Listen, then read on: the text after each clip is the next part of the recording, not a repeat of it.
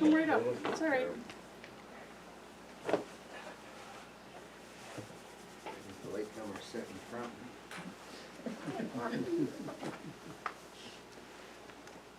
Okay. Is that all of us? Are you guys here for the presentation? Oh, all right. Okay, thanks for coming, everybody. Welcome to the library again. I want to remind you that our funding is solely based on how many items are checked out, so please consider checking out one of our Lincoln history books on the table by the front doors.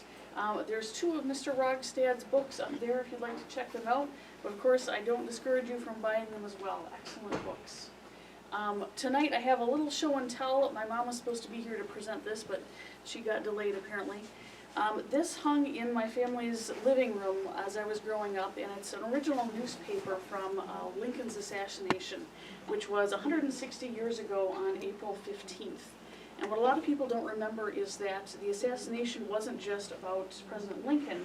The assassins were part of a conspiracy to kill him, as well as the Secretary of State and the Vice President. And the goal was to wipe out the Lincoln administration. There was a pretty deep conspiracy, and some of the books up front go into that if you'd like more information. We have a lot of great history materials here at the library, including our newspaper archive, and I hope that you will come back and see us even after our meetings move to the new museum. I am very excited for that to open sometime this summer, we hope. I'm going to have Mr. Goulet come up and introduce our speaker for the evening. There we go, Mike.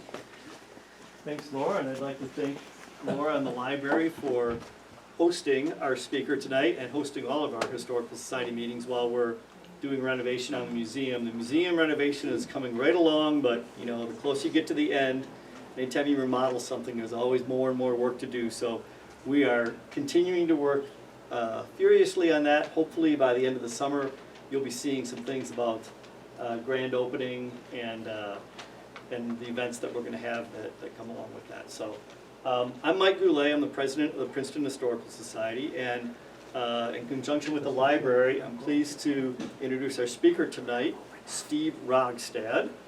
And I'm going to give you a little bit of background on Steve, but he can maybe fill in the blanks if I leave anything out. But he was born in Racine, Wisconsin, and received his BA in communication from the University of Wisconsin.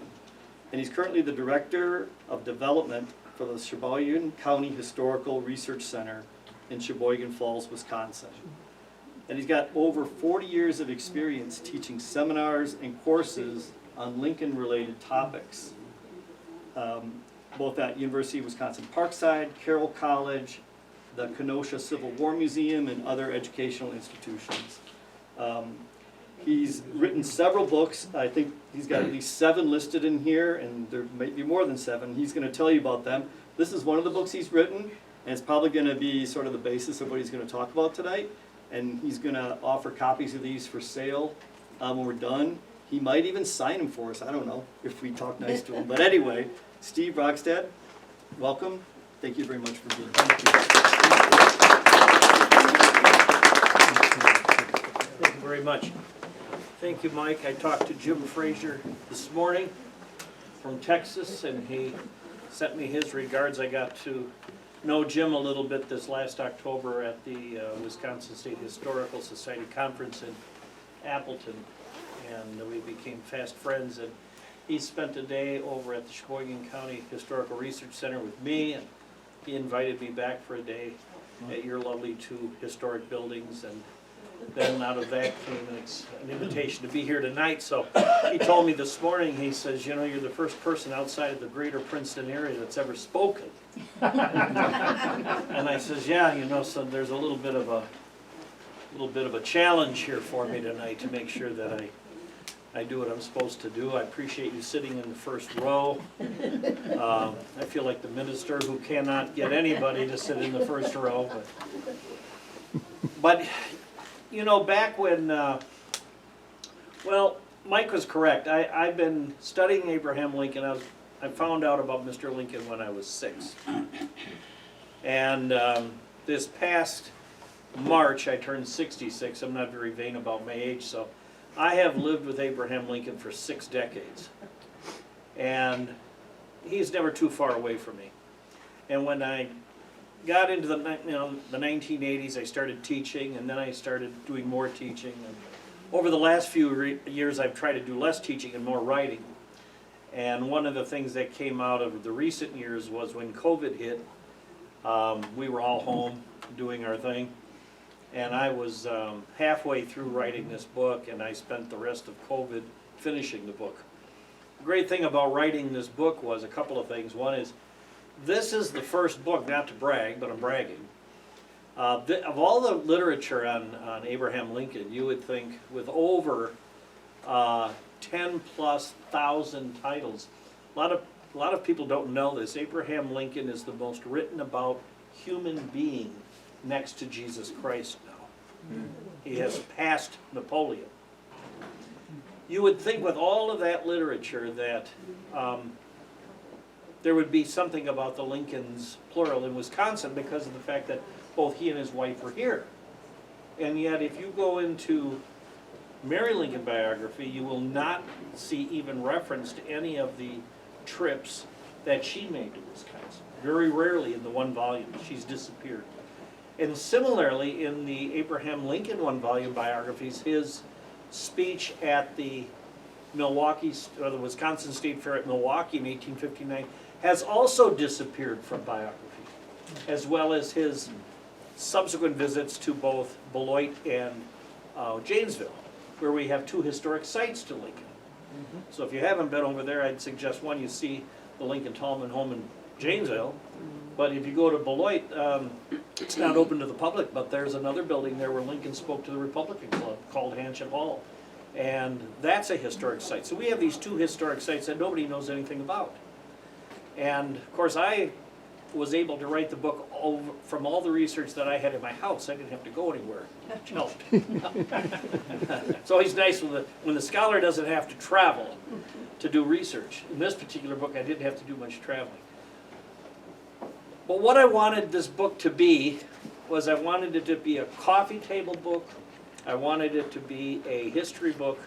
I also wanted it to be somewhat of a travel book. Because what I thought would be fun, I like it when Lincoln is fun. I like it when you can read about history and it's fun. And that was the intention of this book, which has a rather cheesy cover to it. My Lincoln scholar friends thought it wasn't serious enough. I should have made it more scholarly. But I was really trying to reach, especially during COVID, the families that could go out in their car, take their kids or take their grandkids out to sites that are associated with the Lincolns of Wisconsin and really have a good time. That really was the goal. So the book was made to be fun, and it's also very pictorial. But it has about 30 stories in it. Everything in it has to do with the Lincoln. There's a Lincoln connection to someone in Wisconsin. Could be a site, could be a person. So what I want to do tonight, I want to go through about 3 or 4 of these stories and entertain you, I hope, with some things that I hope you don't know anything about. And you'll think, I didn't absolutely know we had that kind of a connection in the state of Wisconsin, but we do. And so I have enough material to fill 2 more of these books. A lot of those are stories that are true. All the stories in here are true, and all of them are Wisconsin stories. And I love that. So, might help if I turn it on. Here we go. So, the Lincolns were in our state 5 times for 5 independent visits. Lincoln was here in 1832 as he was a soldier, but he was in the militia for the Black Hawk War. And he ended up traveling from New Salem, where he was living at that time, and he went up through northern Illinois. He was over near Galena, and he ended up going up. He bebopped around. As a matter of fact, I can tell you, he bebopped more in the Black Hawk War as a typical militia soldier. There were days that he and his regiment would hike this direction, and then the next 2 days later they'd hike back, and then they'd be hiking over here, and then 2 days later they'd hike back. I mean, not like 10-mile hikes. You're talking about sometimes 50 miles at a time where you're using the same campground you used 3 days before on the way back. A lot of walking, a lot of horseback riding, and he ended up being mustered out of service near Cold Spring which is just near Whitewater. And he was mustered out after 3 independent enlistments. And then he took him a few weeks to build a canoe and use the river tributaries, and there was 3 of them that came back with 1 horse. So one always had to walk for a while, but he ended up coming back. And he wasn't back into our state until 1859 when he spoke at the Wisconsin State Fair. He was back by invitation. And then after that, while he was in Milwaukee, he was invited to speak to Beloit. He came down there. And then while he was in Beloit, truthfully, I'm not going to go into that story tonight, but Beloit dropped the ball and did not know what to do with him. So if you can imagine, Lincoln has just come past 1858 with the Lincoln-Douglas debates. He's probably one of the most prominent politicians that is making the news. He gets invited to this town to speak to their Republican club, and he shows up, and he gets off the train, and they don't know what to do with him. As a matter of fact, when they introduced him, they mispronounced his last name, and the person could not remember the mayor's name. And where he was supposed to speak, he didn't speak at. The weather turned bad. They had no plans for him to eat anywhere. I mean, it was just like a comedy of errors. And so that's when Janesville came to the rescue and said, give him to us. We'll take him over to Janesville and we'll entertain him. So, fascinating little story. Mary Lincoln came 3 times. First time to Racine, where I live. And she spent 51 days in Racine, Wisconsin. And there's a lot of dispute over why she came. If you read the traditional view, they will say she came to look at Racine College, the grounds of Racine College. Well, the grounds of the building are still there. They're now known as the DeKoven Center. But at that time it was Racine College. But the traditional view, which is wrong, is that she came to look at the school to put their youngest son in. This would have been after the assassination. That's also discussed in the book. Then she leaves after 51 days, comes back, doesn't come back to Racine, but she goes back to Wisconsin a mere maybe week later and takes this, what we would call today, a boat cruise, and boarded in Chicago and went up Lake Michigan, past Racine, Kenosha, Sheboygan, went up through the docks, Sault Ste. Marie, went out onto Lake Superior and ended up over in La Pointe and Bayside up by the Apostle Islands. I was up there a couple of years ago. There's nothing left of her visit, but she went all the way up there, and we have some, that's recent scholarship. That particular visit has only been uncovered in 2012. So we're still finding things out about her. And then she goes back and travels around. She returns to Waukesha really in 1872, where she spent a summer, entire summer, because at that time, everybody knows what the Osthoff is, the big hotel. If you can imagine this, in Waukesha there were 7 to 9 Osthoffs, because it was the mecca of the Midwest for everybody to come because of the healing properties of the waters. And so she was somebody that was coming to get therapeutic work from the water, and spent an entire summer. Now if you go to Waukesha, there is nothing left of that either. You have a few wells, a few spring houses left, but they don't look anything like they did when she was there. But those are the trips, and then after she leaves Waukesha, she goes to Baraboo. We have some evidence of possibly her being on a boat on both Devil's Lake and taking a boat cruise around the Wisconsin Dells. She ends up in Madison, and there her trail stops, and we don't have anything further for about another 6 months when she reappears in Canada. So where else she might have went in Wisconsin at this time, we do not know. So, I've already talked about the books. These are some of these places that are in the book. That blue building there, that's the building we have in Beloit, Hanchett Hall. And you can see the marker in downtown Milwaukee talking about Lincoln being near there at 13th and Wells, so you're right in the heart of the Marquette campus, and that's where Lincoln spoke. So it wasn't out where it is today. And we have 9 heroic monuments, size monuments to Lincoln. One to Mary Todd Lincoln and he in Racine. That one of them in Racine is the first time in American history a statue was erected to a president and his wife. It's the very first to marry Todd Lincoln, and it was the very first statue to a first lady. So it's kind of a 3-in-1.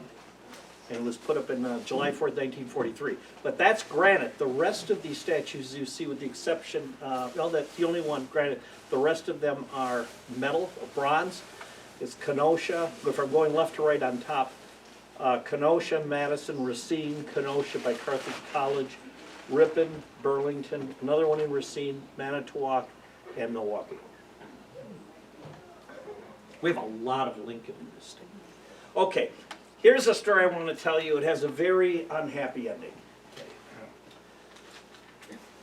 A man by the name of Hackley, seen here on the left, was originally from Kenosha, and he went over and made his fortune in Muskegon, Michigan. So if you take the ferry over, you'll come into Muskegon. Everything in Muskegon is Hackley.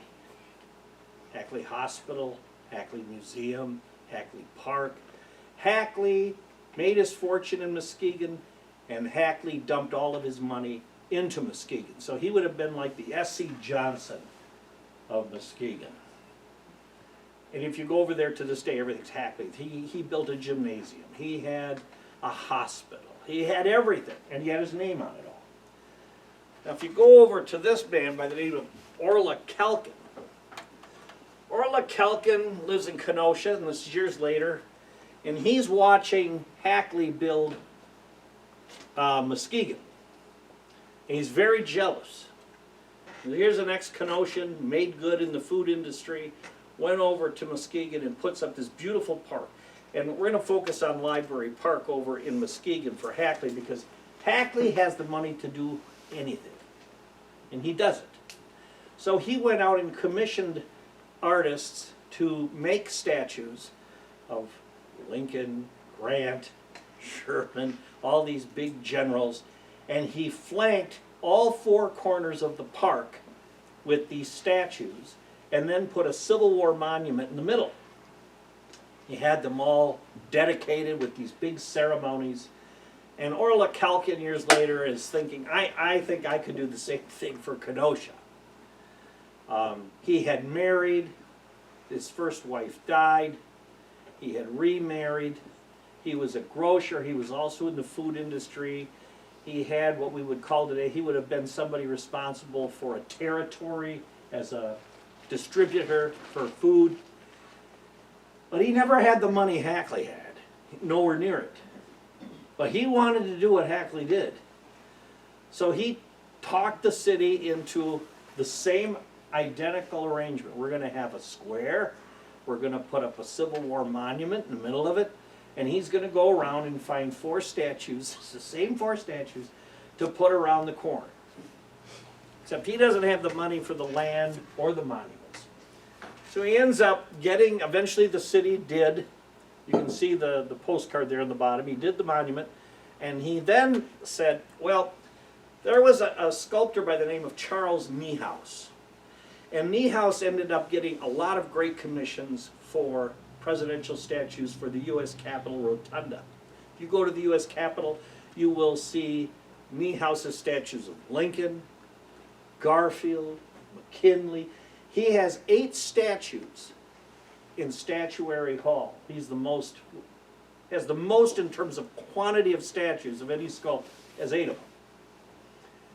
Well, Hackley commissioned him to actually create a new Lincoln, which cost at that time probably in the neighborhood of about $20,000. And this would have been in the late 1800s, early 1900s. That's per statue. So you have to hire the artist, and you have to have him do artistical drawings, and then they go through the small maquettes, and then it gets into the making a stone or a plaster statue, and then they have to make the mold. I mean, it's quite an ordeal, and it's very expensive, but Hackley had the money. So he said to Charles Niehaus, would you make one for me for Muskegon? And he made this one that you see on the left. It's an original bronze, heroic size. Buffalo Historical Society came to Niehaus and said, we like the statue you did in Kenosha, could we have a copy of it? So like we make Xerox copies of paper, if the artist keeps the original mold without making it, they can make more statues off that mold. Yeah. It's a lot cheaper because you're getting a copy. You're not paying for commission or any of that. And Niehaus said, well, I tell you what, I'll give you a copy of the body, but I got this new and improved head. So he put the new and improved head on the buffalo statue, which you see on the far right. And you'll see a difference in chairs. If you look at the chairs, you'll see the arms are a little different. The legs certainly on these chairs are different. And so when Orla Calkins came knocking, he also said to Niehaus, could I buy a copy of the statue in Muskegon for about $6,000, which is a lot less than $20,000. And Niehaus said, I'll give you a copy of the one with the new and improved head. So he gets the statue, it's arrived, he didn't pay for it, he got somebody else to pay for it. He thought he could pay for it. He had to have some assistance though. But anyway, the statue that arrived in Kenosha is here. This was after the renovation in the 90s where it looked like the one on the far right. Same statue, just before and after renovation. And here is the new and improved head, before and after renovation. It's a beautiful statue. And what a lot of people don't recognize is that Niehaus modeled his chair after this chair, which has been called the Brady chair. So if you look at all the photographs of Lincoln in Matthew Brady's studio, or any of the prominent people of the day, politicians, entertainers, you will all see them in the Brady chair. Now, that's called the Brady chair because you'd think, well, it was partial to Matthew Brady. It wasn't. What happened was in 1863, Congress decided to remove and replace every chair in the House of Representatives, and that was their chairs. So there was a few hundred of these chairs out there. And Brady got one that he used as a photographic prop. You can see this photograph here of Lincoln standing next to the Brady chair. Now, that chair in the photograph with Lincoln is said to be that chair on the top, which went for, I think, $500,000 a few years ago at auction, if it is the chair. There's also Brady chairs at other museums. But you can see that Niehaus modeled it somewhat after the Brady chair. And even though it's upholstered and everything, boy, I tell you, he did a great job. Well, Orla Calkins has his statue delivered. It's wrapped up in tarp. And he wanted it on the north end of the square. And the city said, we're going to put it on the west end of the square, because more people will see it. Okay. So they put it on the west end of the square. And they said, when do you want to have it unveiled? He goes, oh, I'm going to have it unveiled on, what we would know as Memorial Day. And he said, he had plans of grandeur for this dedication ceremony. One, he was going to have over 1,000 Civil War veterans there. He invited Robert Lincoln, Lincoln's eldest son, to come. He respectfully declined because he was dedicating another Lincoln statue in Hodgensville that day. He asked the governor of Wisconsin to come, who also said he couldn't make it. And he wanted the entire school district for Kenosha to close. He wanted flags on every building. He wanted he was a one-man P.T. Barnum, and he went around trying to get Kenosha to decorate in anticipation of his new statue. And when it was delivered, it was wrapped up in tarp, and the people that delivered it said, Orla, you want to take a peek? And Orla said, oh no, no. He says, I want to be standing there with all my fellow townspeople when they pull the cord and these flags and all this fall off the statue, and I want to hear all of them going, ooh, ah. I want to share that moment. So Orla goes home the night before the dedication and dies. Oh, no. Has a heart attack and dies. And I think he was like 24, 48 hours away from the ceremony. So So the moral of the story here is when they tell you to peek for something you bought, you peek. There's a couple of morals in these stories. When they say, do you want to peek, you peek. Well, he didn't peek, he never saw it. And so the day of the dedication, there was really no dedication. His funeral came out of the church, which was on the north side of the square, it's still there, came down the steps in the hearse, past the statue, this small little entourage of funeral procession. And 2 Civil War veterans pulled the cord, which quietly fell off the Lincoln statue on a sea of flowers that were sent over from Orla Calkin's house from the funeral home. And those 2 veterans got in the back of the funeral procession and they marched Orla out to the cemetery to bury her. All of that work, he never got to see a statue. So if you go to Kenosha and you see the statue in Library Park, think of Orla Calkins. Is that the only statue in the park? Yes, they never got the other 3, but they did get the Civil War monument in the middle. But he had a dream, Yep. just didn't have the money. There's a story, William Cockshaw. I like this man. Anybody hear of him? Oh, you're my audience. William Cockshaw is born in England in 1843, comes to the United States. They ended up settling over in Elkhorn, Wisconsin, near where I live. And he ended up enlisting in the Civil War and served most of the war until late in early 1865 in the Battle of Petersburg, where he gets wounded and he is sent to Washington, D.C. in the Veterans Reserve Corps or the Invalid Services. He couldn't fight no more. And he is there at Fort Leslie McNair, and John Wilkes Booth had assassinated Lincoln on April 14th, 1865, and our quick and dirty history to that event is, while Booth was hunted down and killed 12 days later, Sam Arnold, Michael O'Laughlin, Edmund Spangler, and the infamous Dr. Samuel Mudd were all arrested, given life prison sentences out at the Dry Tortugas on Devil's Island, out off the coast of Florida. These 4, Mary Surratt, Lewis Payne, Davy Harold, and George Atzerodt, these are the ones that was mentioned to you earlier. Mary Surratt had the boarding house where the conspirators met. Lewis Payne and David Harold were assigned to kill Secretary of State Seward, and Atzerott's job was to assassinate the vice president. I'll just put it this way. They did attack Seward. Bloody, bloody assassination attempt where he's with a knife blade this long attacking a man who's in bed convalescing from a carriage accident and ends up just hacking him awfully. Atzerodt couldn't do it, went and got drunk, and woke up the next day because he couldn't do it. Couldn't carry out his assignment. After the military tribunal, which was at Fort Leslie McNair, where William Cockshaw was stationed as an invalid, they used the house there, the building, as for the funeral trial, for the assassination trial of the conspirators. You can see the common modern version of it today. And all 4 of those, Mary Surratt, Payne, Davy Harold, and Atzerodt, were all sentenced to be hung, July 7th.